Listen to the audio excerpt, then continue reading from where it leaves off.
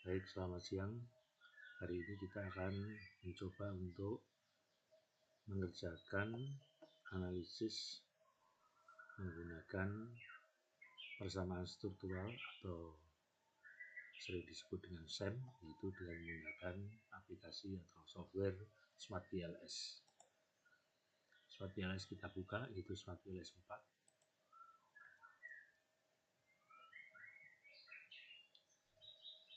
Kita tunggu SmartPLS 4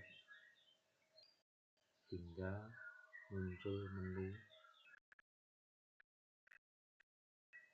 ada new project, PLSM, CPSM, GSA, kemudian proses regresi.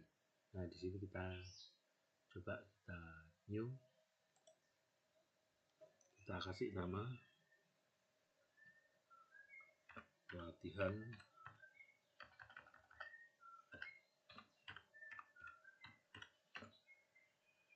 underscore 1.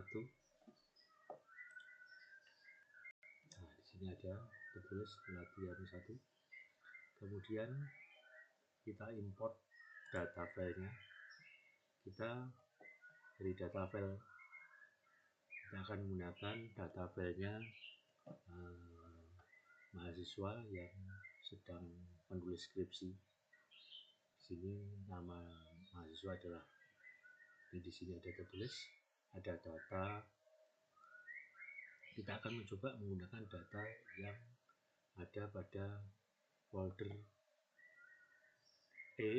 bimbingan skripsi FKP dan folder Anggun ini. Sebelumnya kita akan lihat dulu datanya ini. Nah, kita akan pakai data yang akan kita pakai adalah data Vicuse ini. Kita buka data Vicuse-nya.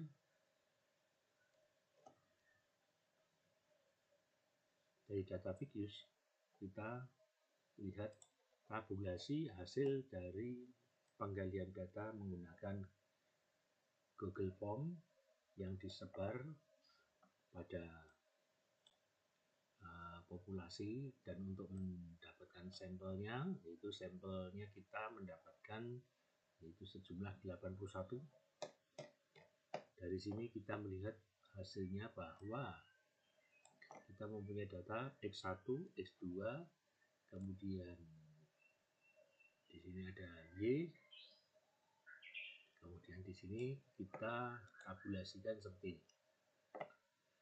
Karena dari penelitian ini kita mempunyai kerangka seperti ini.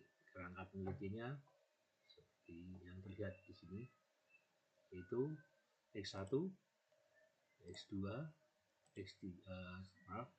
Z itu berarti mediasi, kemudian Y. X1 variabel independen, X2 variabel independen, dan Z itu berlaku sebagai variabel independen dan berlaku juga sebagai variabel dependen. Artinya di situ ditempatkan sebagai mediasi. Kemudian variabel dependennya adalah employee engagement atau Y. Nah, dari X11, X2 ini berarti indikator variabelnya. Indikator variabel, setiap variabel penelitian ada 3. 1, 2, 3, 1, 2, 3. Ini kemudian Y-nya tidak 3 tapi 5 indikator variabelnya. 1, 2, 3, 4, 5. Baik. Dan job certification itu ada 2 indikator variabel. Maka dari sini akan kelihatan work life balance X1, X2, kemudian Z, kemudian di sini ada Y. Nah, dari sini maka kita akan buat averaging atau membuat rata. Muncul pertanyaan, kalian pasti akan menanyakan bagaimana ini kok terdapat 1, 2, 3, X22, ini 2. Nah, artinya di sini setiap variabel, setiap indikator variabel kita buat kuesionernya adalah 3 butir pernyataan. Nah, variabel X1 itu kan ada berapa? 1, 2, ini 1, 2, 3. 3 indikator variabel, tetapi setiap indikator variabel itu mempunyai 3 butir pernyataan kuesioner. Maka dibuat ratanya di sini, averaging. Dari averaging kemudian kita taruh di sheet, data sheet lengkap, yaitu seperti ini. X1 ini merupakan data tabulasi E4. E4 itu mana? Oh, E4 itu ini. E4. Nah, E4. Nah, dari data use ini akan kita gunakan sebagai awal pengolahan pada Smart PLS. Kita copy, kemudian menggunakan Notepad, kita pastekan, coba kita lihat, kita simpan, save, kita taruh di folder ini.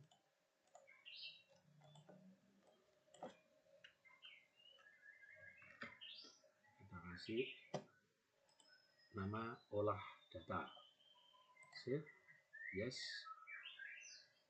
kemudian ada olah data. Mana olah data? Nah, ini olah data. Dari sini kita akan menggunakan, kita kembali lagi ke Smart PLS, import data file. Jadi olah data kita masukkan,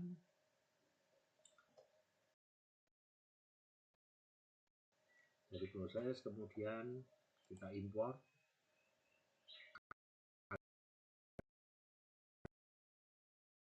muncul ya tabel data yang sudah dikonversi atau dikonversi pada Smart PLS. Kita back, kemudian kita create model. Model tipenya adalah pilih PLSM, kemudian kita namai model PLS latihan 1. Save. Nah, ini kita udah kita punya data yang siap untuk kita olah. Kita tengok dulu lagi model kerangkanya seperti ini. Maka kita akan buat juga sama di Smart PLS, yaitu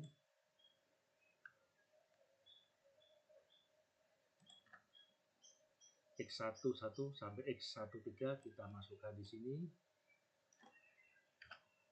Kita tulis namanya tadi apa? Kita lihat work life balance. Work life balance.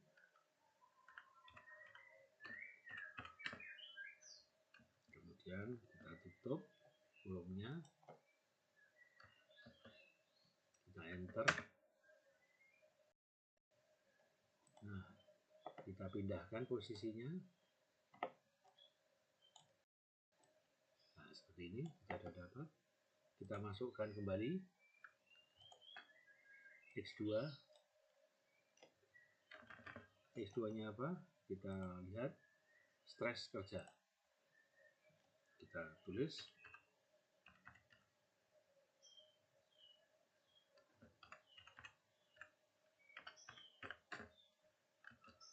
stres kerja. Nah, kita balik ke kiri. Kita taruh. Kemudian Z1 sampai dengan Z4 kita masukkan di sini. Oh, salah.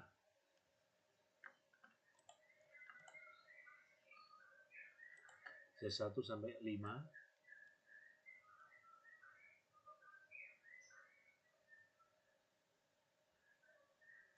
Ya.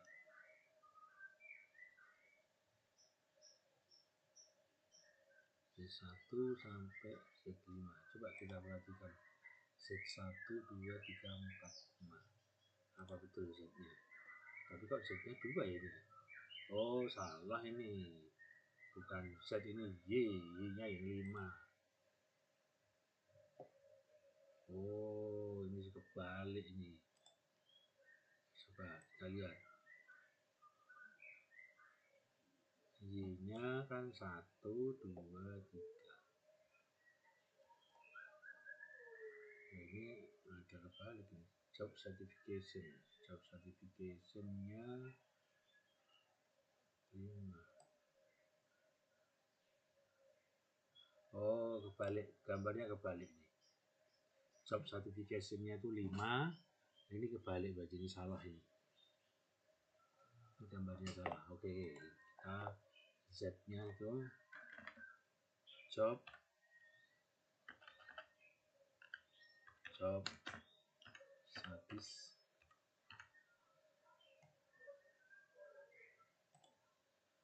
satisfaction.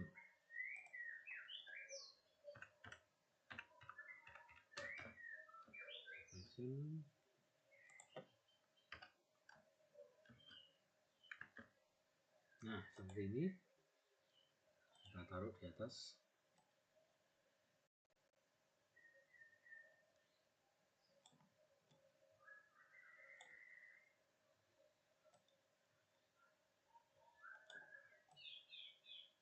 Kita tarik ke atas lagi biar lebih mudah ditata.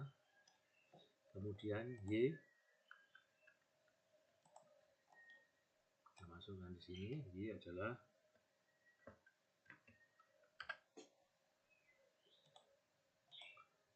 employee engagement.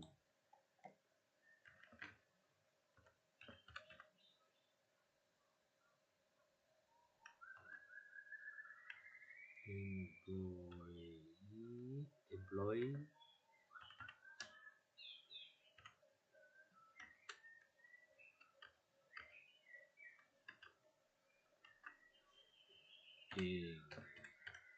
engagement.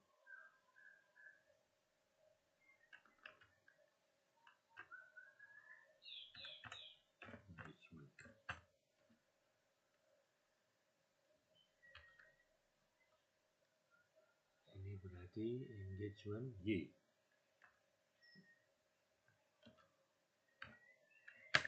Kita pasang di sini. Maka kita sambungkan atau kita koneksikan 1, 2, 3, kemudian 4, 5. Nah kita atur agar lebih bagus.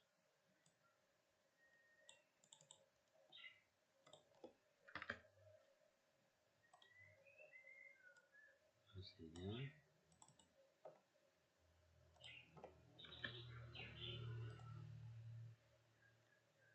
kemudian job certification,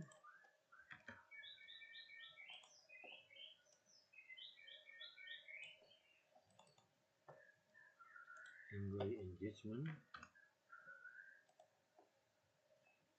Nah seperti ini, maka akan lebih rapi.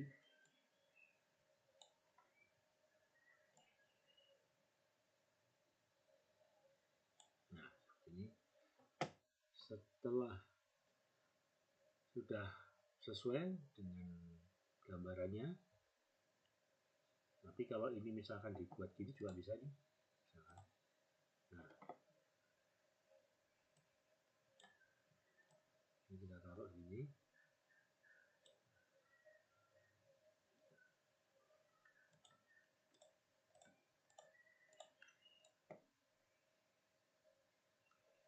Nah kita tarik seperti ini juga bisa.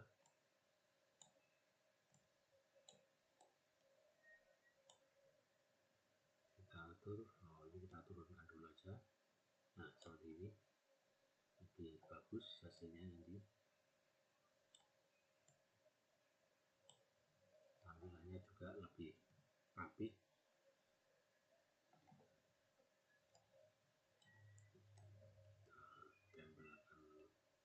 Nah oke, sekarang kita save. Kita calculate, pilih PLS send algorithm. Dan start, hasilnya seperti apa? Di sini kita mendapatkan hasil loading vektornya adalah di atas 0,7. Ini hasilnya bagus. Nah, dari sini kita akan melihat bahwa loading faktor ini hasilnya seperti apa. Coba total efek, kita lihat total efeknya, atau overloading aja. Nah, overloadingnya bagus, hijau semua. Kemudian indirect effect, specific effect. Nah, specific effect seperti ini. Kita lakukan bootstrapping.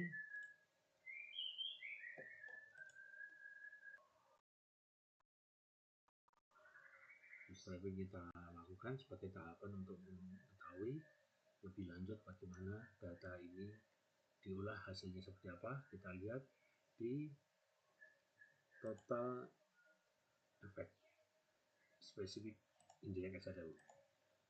Nah, ini coba kita lihat hasilnya hijau, berarti diterima.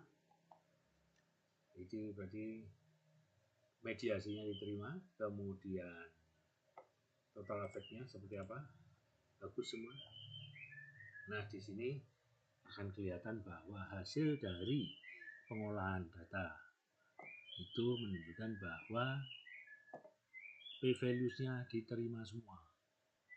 Oke, sampai di sini untuk tutorial menggunakan SmartPLS melakukan pengolahan data dari model penelitian yang kita